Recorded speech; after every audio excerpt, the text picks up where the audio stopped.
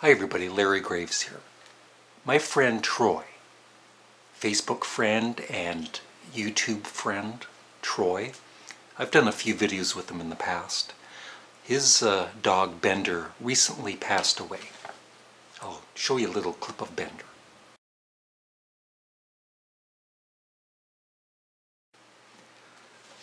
And he wrote the most beautiful little tribute to him. But it's also a tribute to any animal that has passed away. I think most of us have lost pets that we've really loved. I've lost a few. I might shed a tear or two while reading this, but I don't care. I'm man enough to cry. This is called Bender's Lessons, and there's a bit of a religious overtone to it near the end. And even if you're not religious, I mean, it's still a really beautiful story. And he mentions his wife Nicole in this story too. It's hard to let go of a family member and friend of the furry persuasion.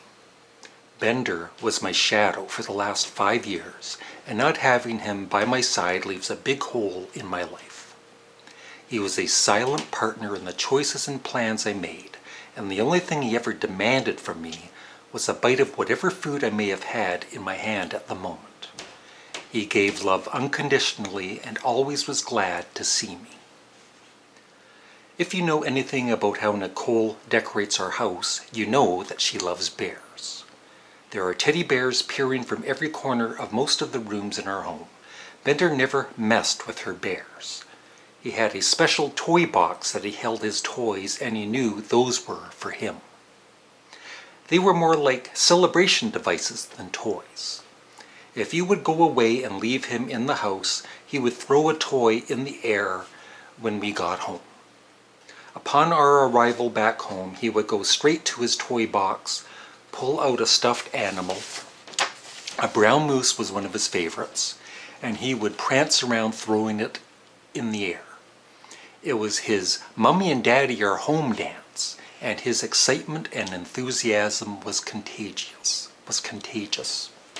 One of my deacons once asked me, "Who loves you more, your wife or your dog?" I said, "I think my wife." He said, "Lock them both in the trunk of your car overnight, and in the morning see which one is happy to see you." True, that's a bad joke, but you know without a shadow of a doubt that dog will be wagging his tail and licking your hand after a night in the trunk. Your wife may attempt to kill you. Dogs have a way of celebrating the simple things in life. They go crazy for meat. They love getting UPS packages. Okay, maybe they just want to eat the driver for some reason. They see a ball and they lose it. You say a word like walk or bye-bye, and if they think it involves them, they immediately get helicopter tails. You come home and they are waiting to celebrate you. Our little friends know how to make big deals out of everyday life. How much more exciting would our lives be if we valued friendship, exercise, food, and love as much as they do? My Bender wanted one thing more than food or fun or anything else. He wanted to be included. He wanted to be with me. He was content to sit at my feet in my office or walk by my side down the street as long as he was included in my life. He knew I was his master, and his desire was to be with me. He had seen evidence of the fact that where I went, there was delicious food, lots of fun, and interesting new people. He desired my companionship as much as I appreciated his.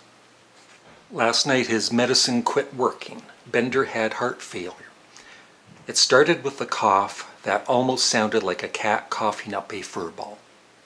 It progressed into breathing trouble and fainting spells. We got him medicine, but we were told that his condition would get increasingly worse and we may have to put him down. His breathing became erratic last night, and Nicole knew he wasn't doing well. She was loving on him and petting him. He looked me in the eyes and he looked pained and tired. I said, "Buddy, it's okay to let go. We are bonded forever and I believe I'll see you again." He struggled to breathe one more time and then he died. It was as if he understood what I had said to him. Immediately, Nicole cried. Bender was her baby as well as mine. We both sat there in the silence of the absence of his radiant and vibrant spirit. His little toy moose lay on... Real men don't cry. Damn you, Troy. His little toy moose lay on the ground where it had been thrown at his last celebration of her. Take 3. His little toy moose lay on the ground where it had been thrown at his last celebration of our arrival home. 2 immediate thoughts went through my head. I hoped that he knew how much I loved him and how much he meant to me. The other thought was, I pray to God that I get to see him again. He wasn't the same species as me, but we were still friends, dear friends. If Bender taught me anything, it was to celebrate life. Enjoy good food, show people you are excited to see them, seize opportunities with joy and thanksgiving. He also taught me that the most enjoyable aspect of living is just being close to the Master. There's comfort and peace in just walking with Master and sitting at his feet. The worries of this life can be calmed to realize someone greater than ourselves is in control. As long as we are with the Master, we are in good hands. The end. I told you I wouldn't cry. Merry Christmas, boys and girls. And remember, if you leave bad comments on Canadian Studmuffin's site, I'm not leaving anything at your house this Christmas. Ho, ho, ho, ho, ho, ho. Come on, Bender the Wonder Chewini. Let's go check on the elves.